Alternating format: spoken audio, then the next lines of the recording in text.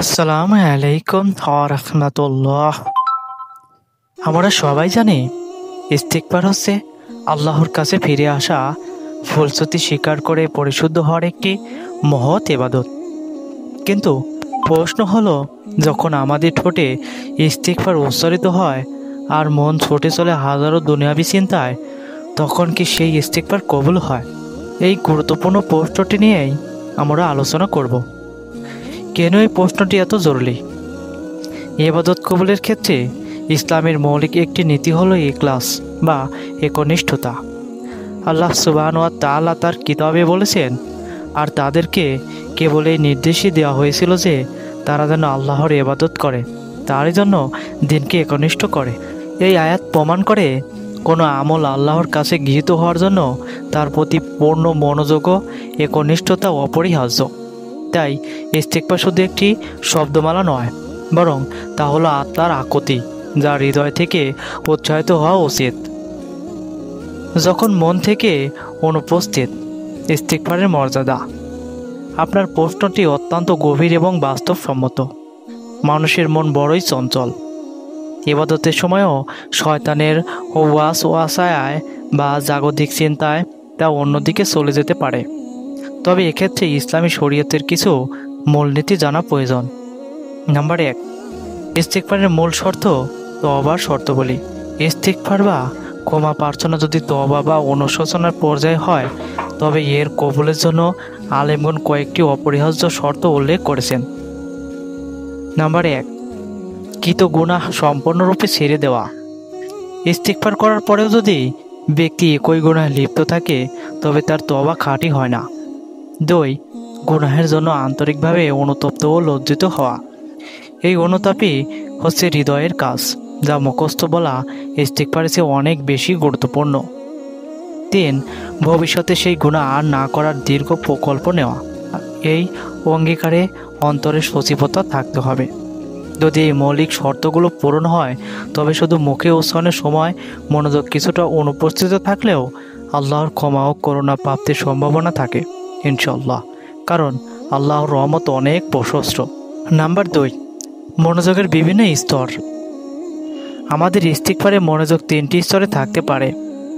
তা হলো উত্তম, মন, মুখ ও হৃদয় 3টির পূর্ণ মনোযোগ ও উপস্থিতি, অনুতাপের সাথে ক্ষমা চাওয়া।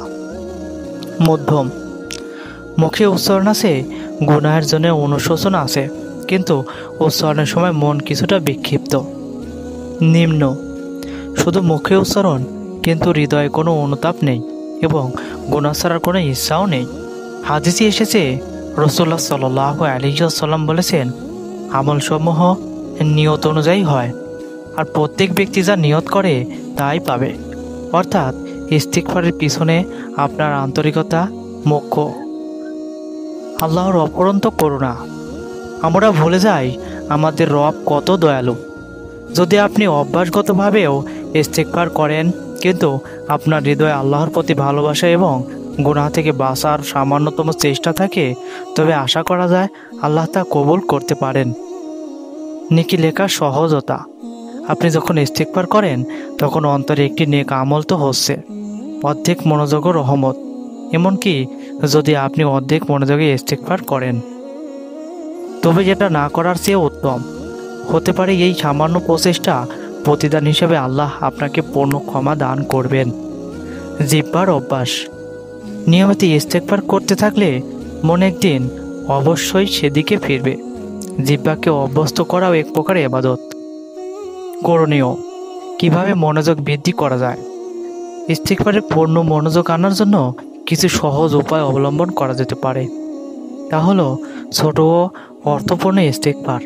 প্রথমে ছোট ইস্তিগফার, যেমন আস্তাগফিরুল্লাহ পাঠের সময় সেটির অর্থ মনে করার চেষ্টা করুন, আমি আল্লাহর কাছে ক্ষমা চাচ্ছি। সালাত ও ইবাদতের পর ইস্তিগফার। যখনই মনোযোগ বিক্ষিপ্ত হবে, সাথে সাথে ইস্তিগফারের উদ্দেশ্য ও অর্থ নিয়ে চিন্তা করুন। বিশেষ করে সালাতের পর 3 বার আস্তাগফিরুল্লাহ বলার সময় এর অর্থ স্মরণ করুন। সায়েদুল ইস্তিগফার, ক্ষমা প্রার্থনার শ্রেষ্ঠ দোয়া। সকাল সন্ধ্যায় এই দোয়াটি মনোযোগ দিয়ে পড়ুন।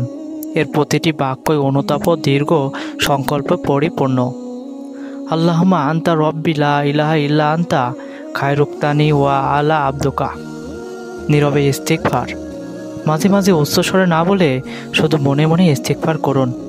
এতে মন অন্যদিকে যাওয়ার সুযোগ কম থাকে। সময় নির্ধারণ, ইস্তিগফারের জন্য একটি নির্দিষ্ট সময় এবং জায়গা নির্ধারণ করুন, তখন আপনি তুলনামূলকভাবে চিন্তামুক্ত থাকতে পারেন। চূড়ান্ত সিদ্ধান্ত, ইস্তিগফার হোক হৃদয়ের ধ্বনি।